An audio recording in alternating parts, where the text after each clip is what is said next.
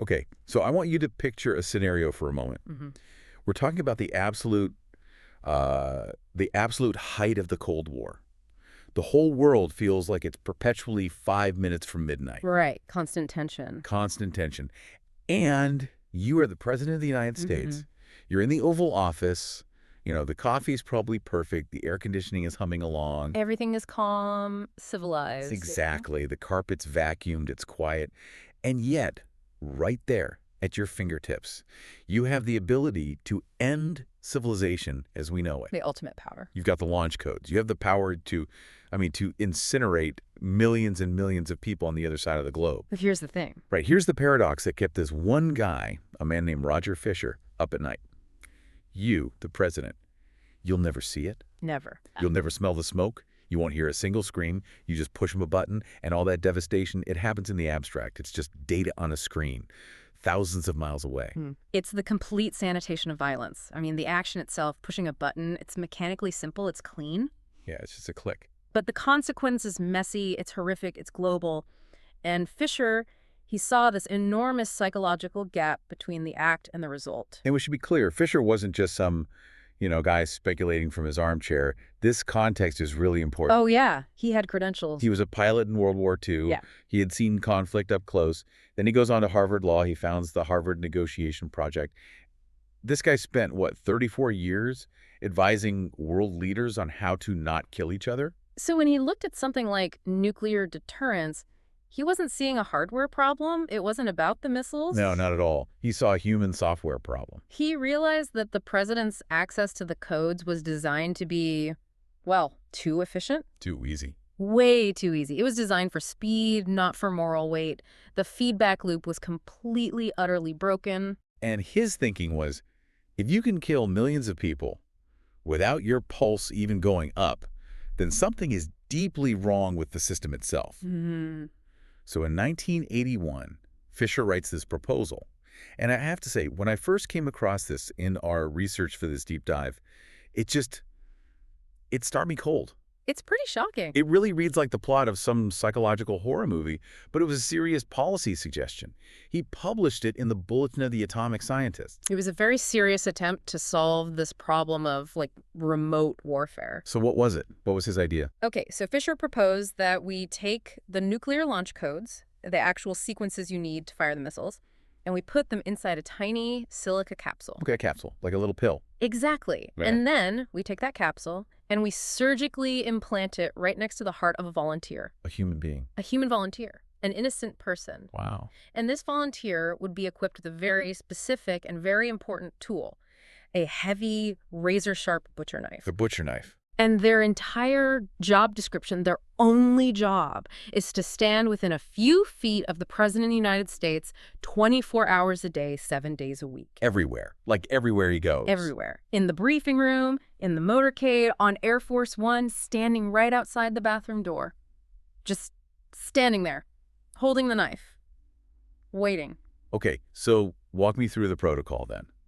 The president decides, okay, the time has come, we need to launch. Right. He can't just pick up a phone. He can't just nod to a general. No, he has to turn to this human being standing right next to him. He has to take the butcher knife from them. Oh, man. And he has to kill them. He has to physically cut the capsule out of their chest with his own hands to get the codes. That is just, it's incredibly graphic. It's so visceral. And Fisher, he wrote about this explicitly. He said he has to look at someone and realize what death is, what an innocent death is. Blood on the White House carpet. It's reality brought home.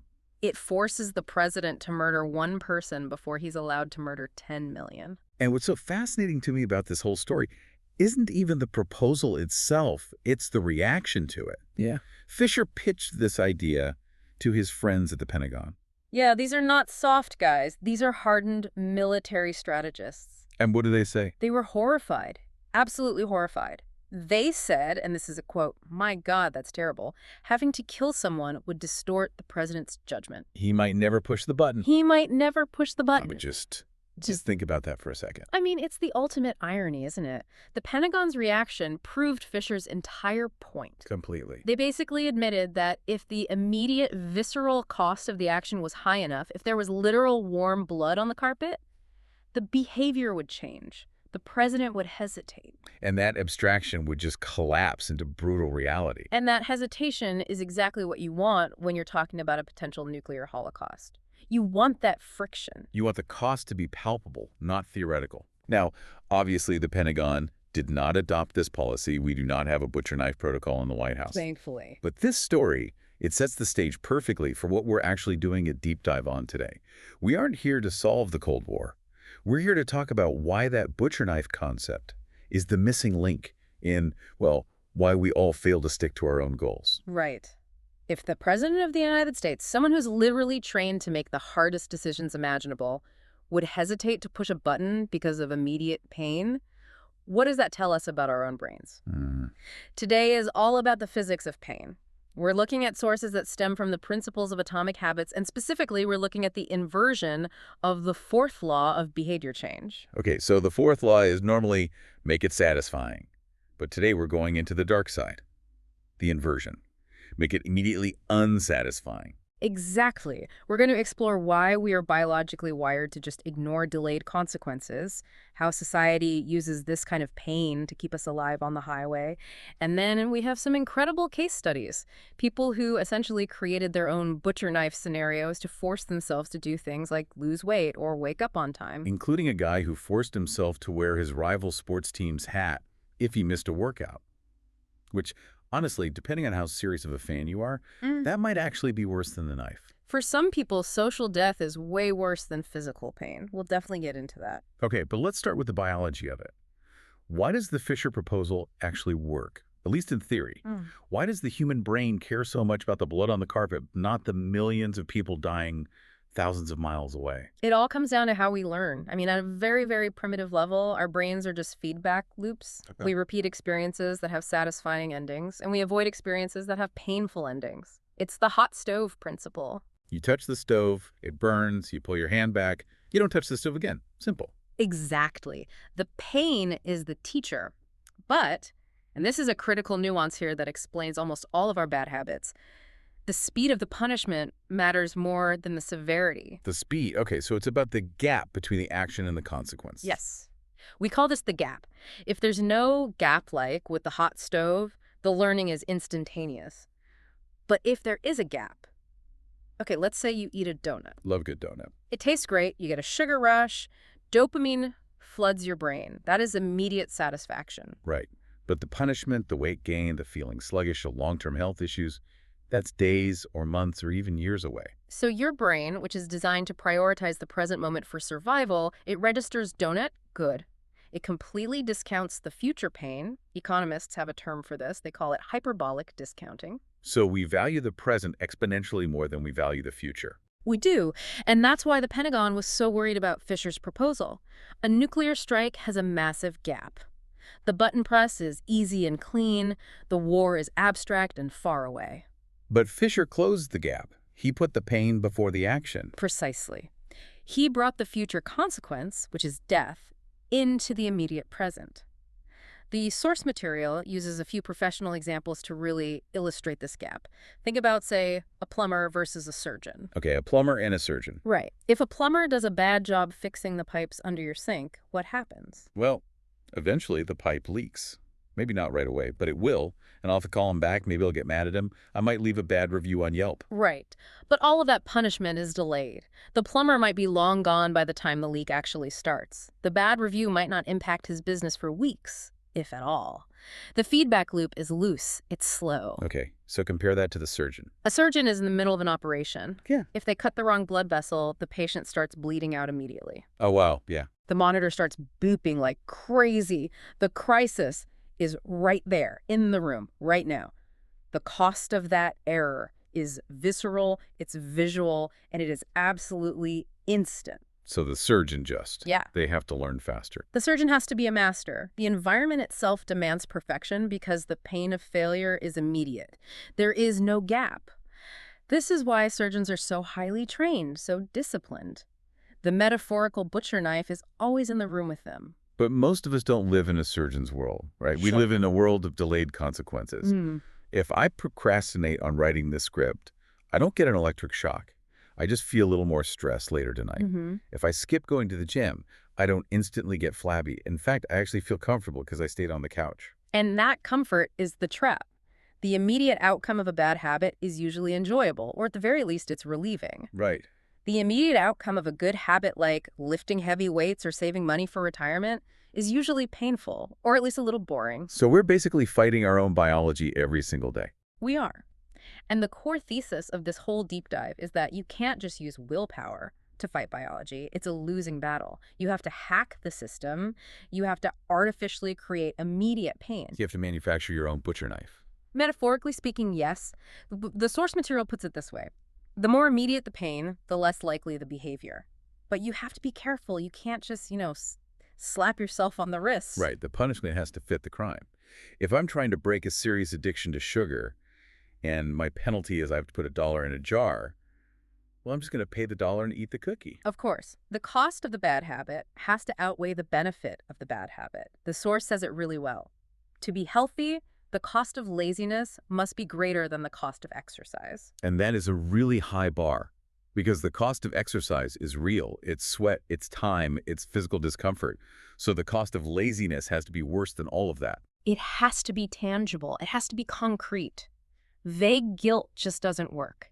Telling yourself, oh, I'll feel bad about myself later, that's not a butcher knife. That's a butter knife. You need something sharp. This actually brings us to a really interesting idea, which is that we can look at how society does this on a macro level. Because we aren't just individuals floating around in a void. We're part of a herd. And the herd has ways of enforcing behavior that are fascinatingly effective. The social contract. Let's talk about seatbelts. Because I think for anyone born after, say, 1990, wearing a seatbelt is just, it's like breathing. You get in the car, you click it, it's automatic, you feel kind of naked without it. Yeah, it feels unsafe to be unbuckled, but that is a completely constructed instinct. That is not natural. Right. I was looking at the history of this. In the early 1980s, this was a massive culture war. People hated seatbelts. Oh, yeah. They saw it as this huge infringement on their personal liberty. It's my car, it's my life, don't tell me what to do. And the statistics are wild. The very first mandatory seatbelt law in the U.S. was New York, December 1st, 1984. At that time, national usage was only 14%.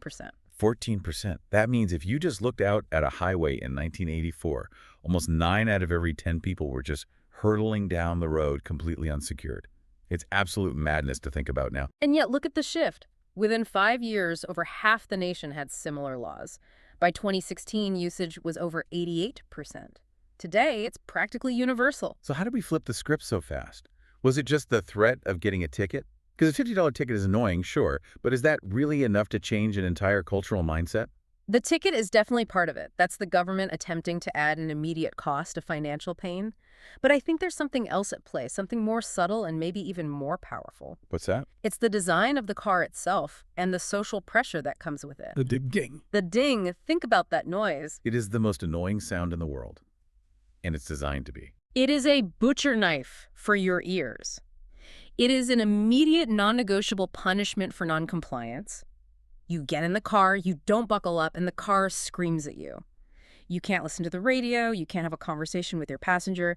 It creates immediate sensory pain. And it creates social pain, too, because if you're the passenger and you don't buckle up, the driver's looking at you like, dude, just make it stop. That's the social contract in action. The group agrees on a norm. We all wear seatbelts. If you violate that norm, the group punishes you. First with the noise, then with the glare from the driver, then with the comment, can you just please put it on? Yeah, it becomes embarrassing to be the one person who doesn't do it. We see this with smoking, too. 50 years ago, you could smoke in a grocery store. You could smoke in a hospital waiting room. Unbelievable. Now, if you try to light up in a restaurant, the social recoil is immediate. You're looked at like a pariah. So the pain in this case isn't physical pain. It's status pain. It's the pain of being the outlier, of being ostracized. And status pain is incredibly effective. I mean, humans are social animals. For most of our history, being cast out of the tribe literally meant death. So our brains register social awkwardness or public shame with the same intensity as physical danger. Okay, so this is the pivot point. Because governments can pass laws and car manufacturers can install annoying beepers. But what if my bad habit is that I eat pizza every night? Congress isn't going to pass a No Pizza for the Host Act. Sadly, no. That's on you. So I have to create my own law. I have to create my own Habit contract. This is where we get to the story of Brian Harris.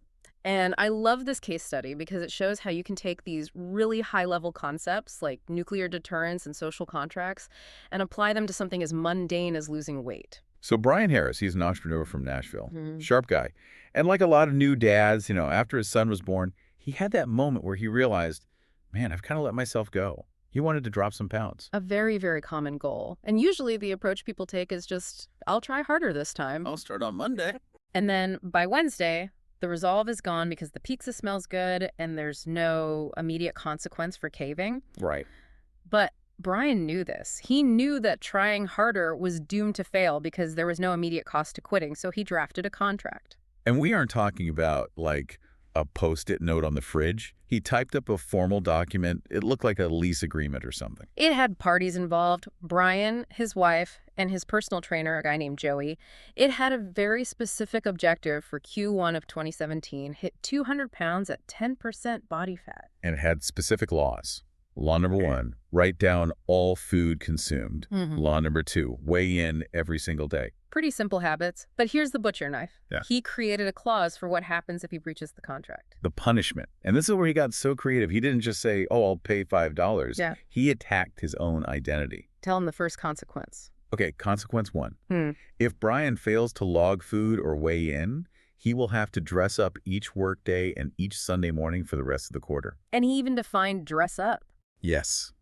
Dress up is defined as not wearing jeans, t-shirts, hoodies, or shorts. Now, you really have to understand the context here. He works in the tech and entrepreneurial world. He works from home or in these super casual co-working spaces. The uniform is a hoodie and jeans. Absolutely. If you show up in a suit and tie in that world, people think you're weird. They think you're interviewing for a job at a bank or like you're in trouble with the law. It creates friction. It's physically uncomfortable. I mean, who likes wearing a tie at a standing desk? But it's also incredibly socially awkward. Every time someone asks him, hey, why are you all dressed up? He has to admit, because I failed to log my breakfast this morning. Oh, that is brutal. It's a confession loop. It forces the failure out into the light over and over again. He also attached a financial penalty to it. Right. $200 to the trainer if he missed even one day of logging. So there's money involved, which always hurts. But that dressing up penalty is the one that really sticks with me. It's just so annoying. It completely disrupts his entire vibe. And that's exactly why it works. The pain of having to put on a starchy dress shirt is immediate. It happens the very next morning. So when he's staring at his food log at 11 p.m. and he's feeling lazy, he has to think, do I really want to iron a shirt tomorrow? No, I guess I'll just log the yogurt. He closed the gap. But the story gets even better because this worked for Q1. He totally hit his goals. But then Q2 comes around and he decides, you know what?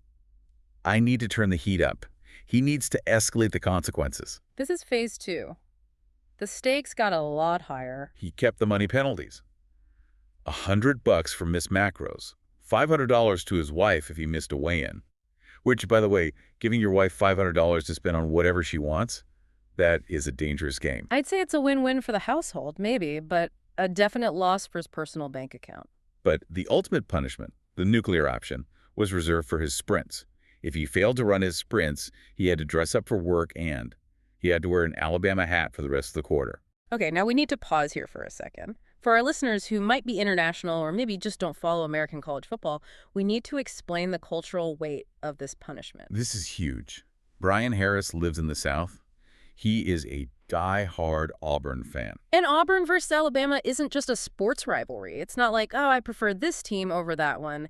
It is tribal. It is the Hatfields and McCoys. It divides families. If you are an Auburn fan, wearing an Alabama hat is physically repulsive. It is like wearing a sign that says, I am a traitor. It's a direct attack on his identity. It invites ridicule. If he walks down the street in Nashville or goes to a barbecue wearing that hat, his friends are going to absolutely roast him. His family is going to look at him with shame. Strangers will yell "Roll Tide" at him on the street, and he just has to take it. It is the absolute definition of immediate unsatisfaction. The pain of running sprints, your lungs are burning, your legs are tired, that's high. But is it higher than the pain of wearing an Alabama hat for 3 months? No way. The hat is so much worse. So he runs the sprints. He chooses the lesser of two evils. What's interesting is that this moves beyond just punishment and into the realm of Identity management. He used his own tribalism against himself. He leveraged his ego, and that's a key insight for anyone listening. You have to know what actually hurts you. For some people, money doesn't really matter that much. If you're wealthy, a $200 fine is just a fee. It's the price of doing business. Right. Okay, I'll pay $200 to not have to log my food. It becomes a transaction. Exactly. But wearing the rival team's hat, or having to donate money to a political cause you absolutely despise, that hurts, that stings the soul. The anti-charity strategy. I've heard about this. You commit to donating to a group you hate if you fail. It's incredibly effective because you're not just losing money, you're actively funding the enemy. The psychological revulsion is what drives the behavior. But let's play devil's advocate for a second here. This is all really intense. Writing up legal contracts, threatening yourself with public humiliation. Isn't this a bit stressful? Can't we just, I don't know, have a buddy system? You absolutely can. You don't always need the nuclear codes. The source material brings up a great lower stakes example with Margaret Cho, the comedian. She's a legend. She has a practice where she writes a new joke or a song every single day. And creative work is notoriously hard to force. You can always just say, well, I'm just uninspired today. And Muse hasn't spoken. Right. But Cho doesn't wait for the muse. She uses a song-a-day challenge with a friend. Just one friend. So what's the mechanism there? It's simply the knowledge that the friend is waiting. It's that feeling of, if I don't send this over, I'm the person who broke the chain. It's the gym buddy effect. It is. But why does that work? It works because we want to be seen as reliable. If I tell you I'm going to do something and then I don't, my status in your eyes drops a little. I become flaky. I become untrustworthy. And even if we're really close friends, I don't want you to think I'm lazy. We are constantly curating our reputation. I mean, we brush our teeth, we comb our hair, we wear nice clothes. It's all to present a specific image to the world. Accountability partners just leverage that vanity. You want to impress your partner, or at the very least, you really don't want to disappoint them. So the butcher knife, in this case, is just the look of disappointment in your friend's eyes. Which can be a very, very sharp knife. Never underestimate the power of guilt. There's one more example in the source that I think perfectly bridges the gap between the one-friend approach and the public humiliation approach. And it involves Twitter. Thomas Frank? Thomas Frank, another entrepreneur, this one based in Boulder. And his goal was the classic nemesis of the night owl, waking up early. 5:55 a.m. Which is ungodly. It was very early. So he struggled with it. He'd hit the snooze button. We've all been there. The bed is warm. The room is cold. Your rational brain is basically turned off. So he needed a way to make hitting snooze painful. He needed to bring the consequence right into the bedroom with him. And he used a tool called Buffer to schedule a tweet in advance. Automation. This is such a key part of it. He scheduled a tweet to go out at 6:10 a.m. So that's 15 minutes after his alarm. And the tweet said, "It's 6:10 and I'm not up because I'm lazy. Reply to this for $5 via PayPal, limit 5, assuming my alarm didn't malfunction." Think about the psychology here. He sets this up the night before he goes to sleep. This is what's known as a Ulysses pact. Like Ulysses tying himself to the mast so he wouldn't crash his ship when he heard the sirens sing? Exactly. He's binding his future self. When 5:55 a.m. rolls around, that tweet is already queued up. It's sitting on a server somewhere just waiting to fire. He can't negotiate with it. He can't bargain with it. The only way to stop that butcher knife from falling is to physically get out of bed, go to his computer, and delete the tweet. And by the time he's done all that, He's up. he's up. The friction of getting back into bed is suddenly way too high. And let's look at the punishment itself. It's $25 total. 5 people get $5. That's not going to bankrupt him. No, not at all. But the tweet explicitly says, I am not up because I am lazy. That's the label. It's the public confession of a character flaw. I am lazy. Nobody wants to broadcast that about themselves. It's a direct attack on the ego. And then paying strangers, paying random people on the internet because you failed. That's just annoying. It feels like losing. It creates a sense of defeat. And we are wired to hate losing more than we love winning. So we really have a full spectrum here. We've got the nuclear capsule, which is death. We have the seatbelt ding, which is sensory annoyance. We have the Alabama hat, which is tribal shame. We've got the gym buddy, which is relational guilt. And we have the automated tweet, which is all about public reputation. They're all just different flavors of the same medicine. Immediate unsatisfaction. Okay, I want to zoom out for a second. We've been really deep in the weeds of punishment here. But this is just one part of a much bigger system. The source material, Atomic Habits, it has this kind of cheat sheet for behavior change. The 4 laws. Right. And I think it's really important to place this whole pain strategy in context. You probably shouldn't start with the butcher knife. The butcher knife is kind of the last resort. Okay, so let's walk through the framework. Yeah. If someone listening wants to build a good habit or break a bad one, what's the progression? So law one is make it obvious. It's all about the cues, right? Totally. If you want to go for a run, put your running shoes right by the front door. If you want to drink more water, put a water bottle on your desk where you can't miss it.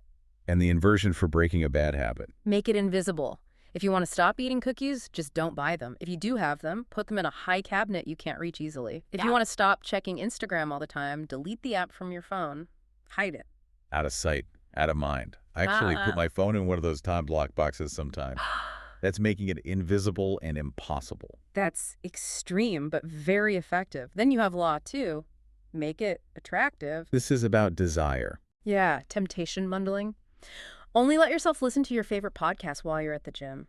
Make the habit something you actually look forward to. And the inversion. Make it unattractive. Reframe your mindset. You have to highlight the benefits of avoiding the bad habit. You're not depriving yourself of a cigarette. You are healing your lungs and gaining freedom. You change the narrative. Law 3 is make it easy. Reduce friction. This is the 2-minute rule. Make the first step ridiculously tiny. If you want to start going to the gym, just master the art of showing up. Don't even worry about the workout at first. Just get there. And the inversion for that one is make it difficult. Exactly. Increase friction. Unplug the TV after every single use. Take the batteries out of the remote and put them in another room. If you have to spend 5 minutes setting up the TV, you might just decide to read a book instead. And finally, that brings us to Law 4, where we've been living today. Make it satisfying. Reward yourself immediately after a good habit. Track your streak on a calendar. Feel the success. And the inversion. Make it unsatisfying. The butcher knife. This is the enforcer. This is the backstop. If you've made the bad habit invisible, unattractive, and difficult, and you still end up doing it, then you need the punishment. You need that immediate cost. It's the safety net. It's for when your willpower hits zero. Exactly. When you are weak, the contract is strong. The contract doesn't get tired. The contract doesn't care that you had a long day at work. The contract just enforces the rule you set for yourself. I think that's the most liberating part of this whole idea. We tend to think that really disciplined people just have better character. You know, oh, Brian Harris is just a machine. But he's not. That's the entire point. He had to threaten himself with an Alabama hat because he knew he would fail otherwise. He knew his future self would be lazy. So he outsmarted his future self. He engineered an environment where success was the only option that didn't hurt. That is such a profound shift in thinking. It's not about being stronger. It's about being smarter about your own weaknesses. It's about admitting that you're a human animal who responds to pain and pleasure, and then designing a cage that pushes you toward the person you actually want to be. So as we start to wrap this up, let's try to synthesize this for the listener.